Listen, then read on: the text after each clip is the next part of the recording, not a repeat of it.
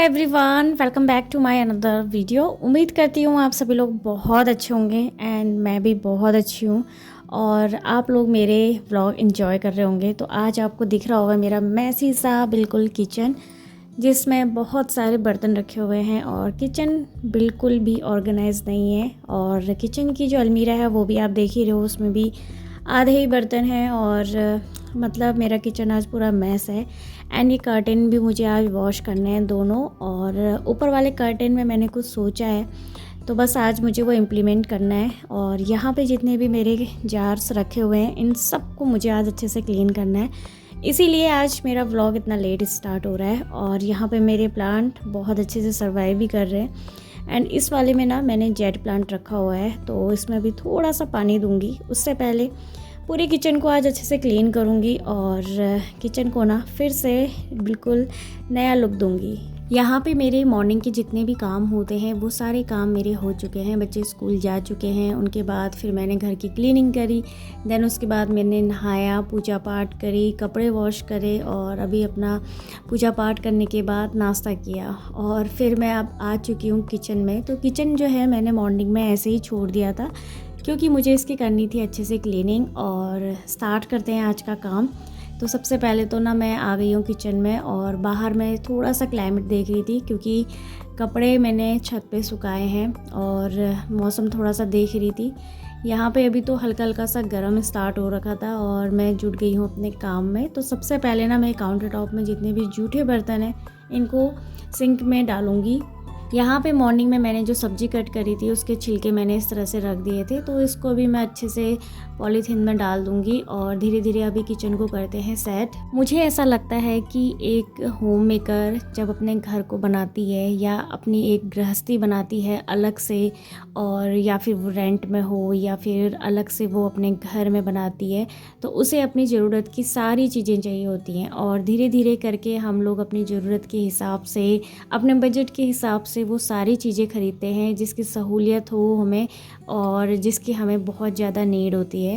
तो यहाँ पे ना मेरा भी किचन कुछ ऐसा ही है और मेरा रेंटल किचन है, तो मैं इसको बहुत ही प्यार से समेटती हूँ और मुझे अपने इस किचन में ना बहुत ज़्यादा प्यार है।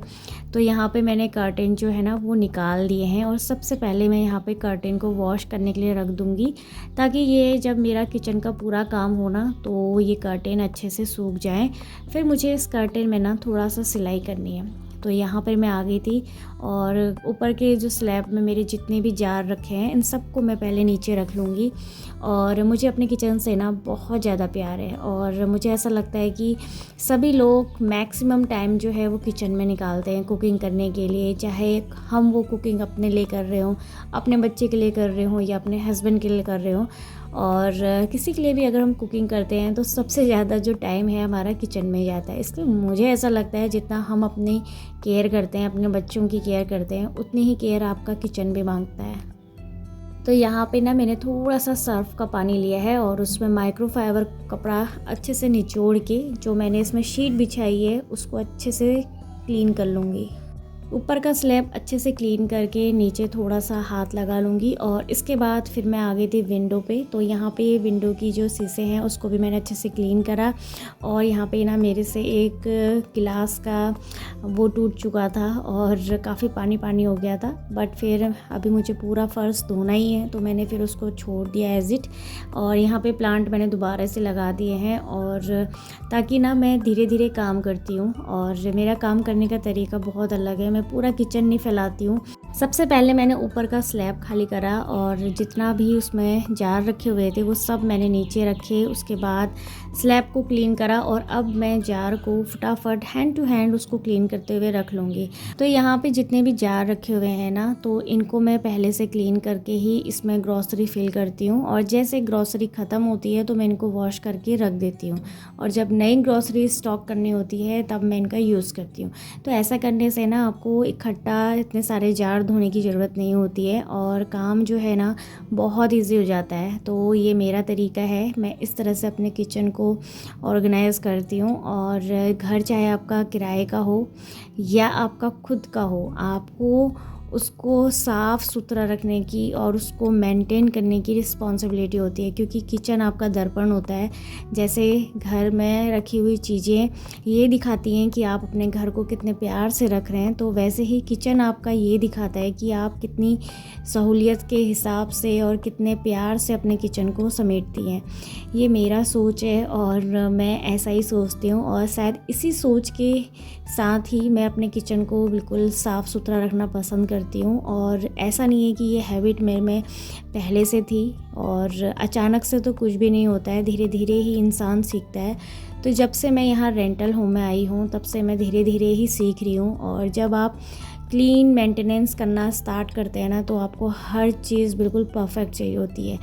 एंड बहुत से लोगों के कमेंट आए थे पिछले व्लॉग में कि आपके हस्बैंड दिखाई नहीं देते हैं। तो मेरे हस्बैंड आर्मी में हैं, और आर्मी वालों को बहुत ही साफ़ सफाई पसंद होती है, तो शायद ये हैबिट मेरे हस्बैंड से मुझ में आई है। और जब आप ऐसे इंसान के साथ रहने लगते हो तो आप ना उसकी हैबिट एकदम से कैच कर लेते हो। तो ये आप पे डिपेंड करता है कि आप उसकी कौन सी हैबिट ले रहे हैं और कौन सी हैबिट आपसे कोई ले रहा है।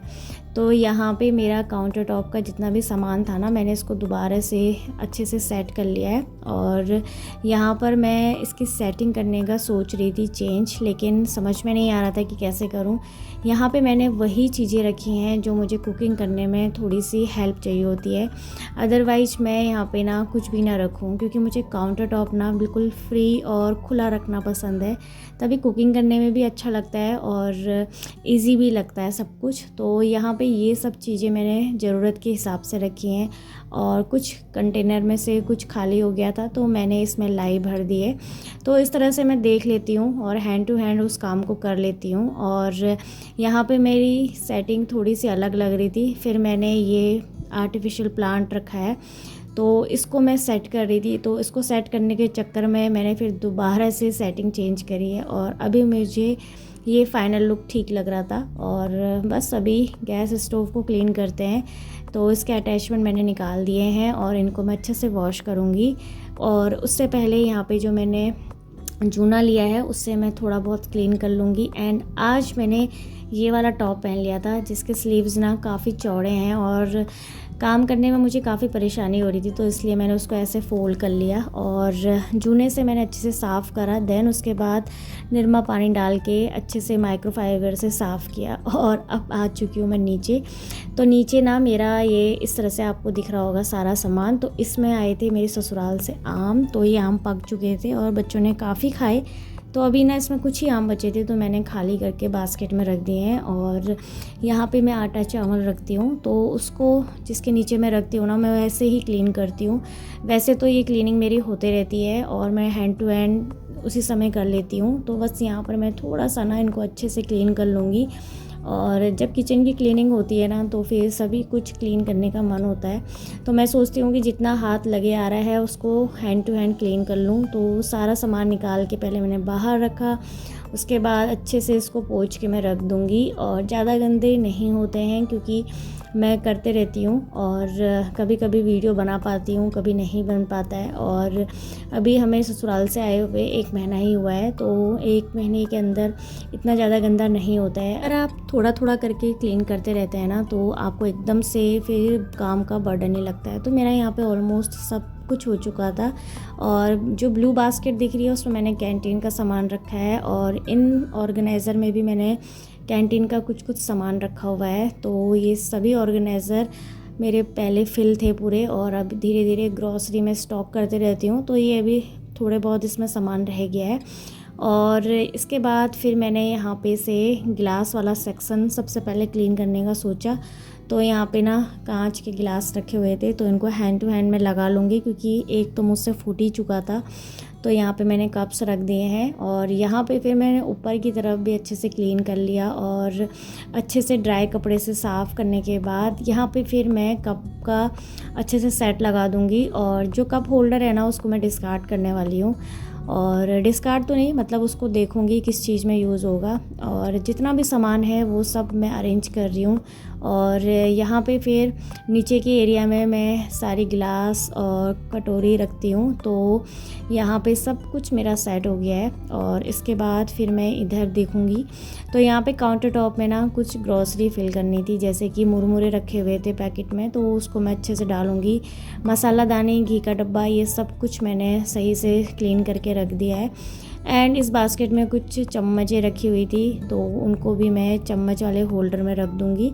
और अभी बारी आती है बर्तन वॉश करने की, तो फटाफट से मैंने एप्रन पहन लिया है। और एप्रन पहनने की मुझे याद नहीं थी, वरना मैं पहले लगा लेती। तो यहाँ पे कुछ रखे हुए थे डब्बे, तो इनको अच्छे से क्लीन करके मैं अभी सेट करूँगी। किचन में जब हम सामान रखना स्टार्ट करते हैं ना, तो हमें हर वो चीज़ चाहिए होती है। और हर वो चीज़ जो बड़े परिवार में होती है, वो चीज़ छोटे परिवार वालों के पास भी आपको देखने को मिलती है, क्योंकि जब एक गृहस्थी बनती है ना, तो फिर हमें हर चीज़ जोड़ना पड़ता है।